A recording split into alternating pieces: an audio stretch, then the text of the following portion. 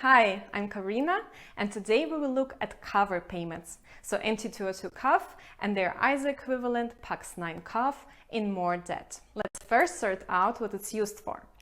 High-value payments of corporate clients can be done in various ways. If we, corporates or debtors bank, have a direct account relationship with a creditors bank, then it's pretty straightforward. We just move the money between accounts. But what if we don't have a direct account relationship with them? Well, then we need to find some intermediaries and do it step by step. So MT103 or PAX8 are being sent from one bank to the next one, settling the funds via the same chain.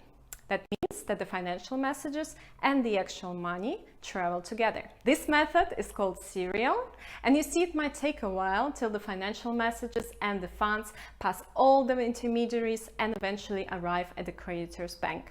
Until then, he is in the unknown. This is why there is another method to instruct payments, a cover method. In this case, via MT103 or PAX8, we'll let the creditor's bank know about the transaction, but also via what banks or reimbursement agents their funds will be settled. So via which route the funds, the actual money, will arrive, as we don't have a direct account relationship with them and cannot settle the money right away.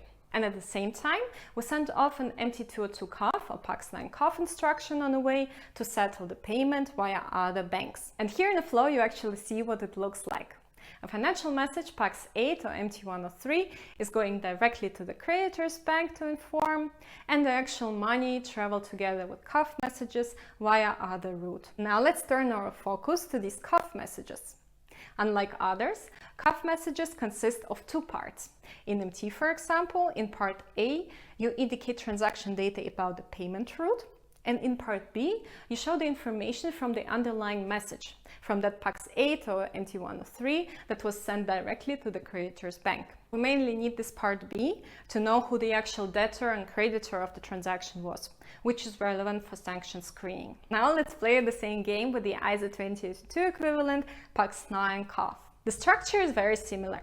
You have a part with the information about the actual payment, and you have a block with information from the underlying message. Now let me show you these two parts of a message and how to capture parties and agents within it in MT versus ISO. We have a cover block here where the bank is instructing a cover payment, and let's see how to fill out this message. You see these two parts of a message that we just talked about.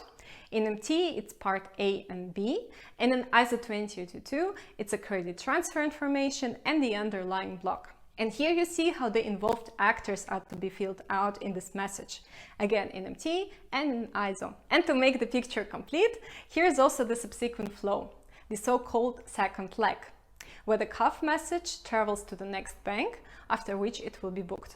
Again, showing the sequences and the actors involved in MT versus ISO. I will only highlight some points of attention here and will not go through all the actors. You can always press the pause button and have a closer look how the actors are filled out. What you should pay attention to here is the optionality of several elements. For example, debtor agent and creditor agent in the underlying block of ISO20022 message are mandatory, versus its equivalent in MT sequence B, order institution and beneficiary institution are optional. And another point is that in ISO20022 CUF messages, debtor is mandatory, while in MT sequence A, it is optional. Now that we've seen the cover payment, let's see what happens when we need to return the message. Let's say we're the creditor's agent and we received the funds but have not booked it yet, as we noticed that the creditor's account is closed. In this case, we reject PAX8 using PAX2, where we indicate the status code RGCT and the reason for such a rejection. For example, ACO4, account closed. At the same time, we need to return the funds that we received via the cover route. Given that this part has been completed, we received count 54 from our account servicer, we can't reject it anymore.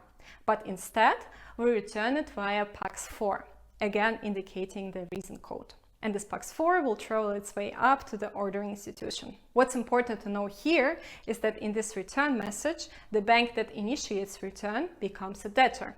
Next bank is the debtor agent, and so on. Hope this was useful for you. Thanks for watching.